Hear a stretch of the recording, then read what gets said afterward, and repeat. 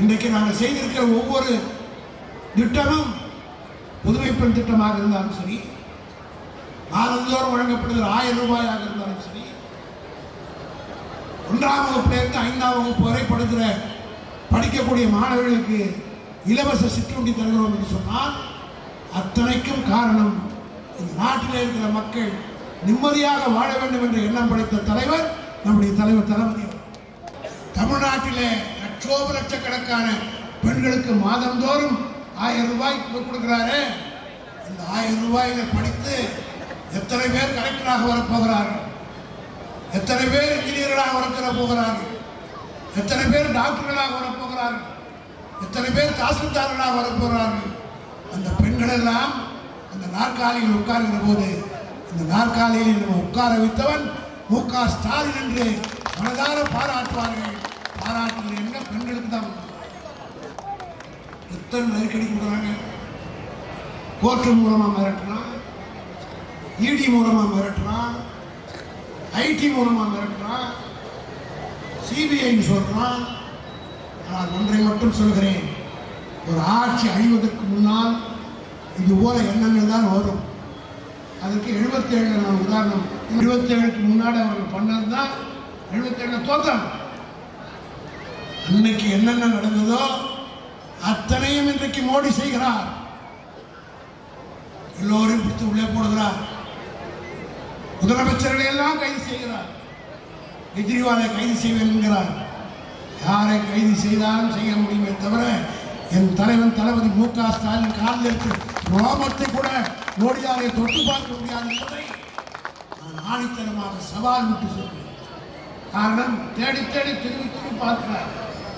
ஏதாவது சிக்குமா, கிடைக்குமா, எதுவும் தளபதி மேலே செய்ய முடியும் என்பதற்காகத்தான் பறக்கிற ரெக்கை வெட்டினால் அவர் பயந்து விடுவார் என்பதற்காக அவர் பக்கத்தில் இருக்கிற மீதெல்லாம் வழக்கு போட இன்னைக்கு தயாராகி கொண்டிருக்கிறார்கள். ஆனால் ஒன்றை மட்டும் நான் சொல்கிறேன், திராவிட முன்னேற்ற கழகத்தை அழிக்க வேண்டும் என்று நினைத்தவன் எவனும் வாழ்ந்ததாக சரித்திரமில்லை. மோடியினுடைய அரசு இன்னைக்கு எதையோ செய்கிறது. கேட்டா நிர்மலா சீதாராமன் வாய்க்கடியே பேசுகிறது. திமுக காரர்கள்லாம் கடவுள் பக்தி கிடையாது, நாங்கெல்லாம் இந்துக்களுக்கு விரோதியம். நான் கூட ஒரு கூட்டத்தில் பதில் சொன்னேன், எங்கெங்க இந்துக்கள் அதிகமாக வாழ்றாங்களோ அந்த ஊர்லாம் நாங்கள் தான் ஜெயிச்சது. திருச்செந்தூர் முருகன் இருக்கிறாங்க, திருச்செந்தூர் கோயில், அங்கே யார் ஜெயிச்சது? திமுக தானே ஜெயிச்சது. ஏன் ராமேஸ்வரம் தொகுதியினுடைய ராமநாதபுரம் தொகுதியில் வெற்றி பெற்றவர் திமுகவுடைய வேட்பாளர் காதர் பாட்சா என்ற முத்துராமலிங்கம். வடமுதிர் சோலை அங்கே வெற்றி பெற்றது மூர்த்தி என்கிற திமுக அமைச்சர். ஸ்ரீரங்கத்தில் யாருக்கு ஓட்டு விழுந்தது? திமுக சட்டமன்ற உறுப்பினராக பாணியாண்டி தான் அங்கே வெற்றி பெற்றார். திருத்தணி முருகன் கோயில் அங்கே சந்திரன் தான் வெற்றி பெற்றார். இப்படி தமிழ்நாட்டில் பூரா இருக்கிற இந்து கோயில் எங்கெல்லாம் இருக்குதோ அத்தனை ஓட்டு திமுக தான் ஜெயிச்சிருக்கு. திருத்தூரில் போகிற வேளாண்மையிலும் நாங்கள் தான் ஜெயிச்சிருக்கோம். இஸ்லாமியர் போகிற நாகூர்ல நாங்கள் தான். ஆக நிர்மலா சீதாராமன் இதையெல்லாம் தெரிந்து கொள்ளாமல் நாங்கள் ஏதோ இந்துக்களுக்கு விரோதிக்கிறார்கள். ஆக திராவிட முன்னேற்ற கழகத்தின் மீது எந்த குறையும் சொல்ல முடியவில்லை என்பதற்காகத்தான் இன்றைக்கு மோடி எதையோ செய்து பார்க்கிறார்.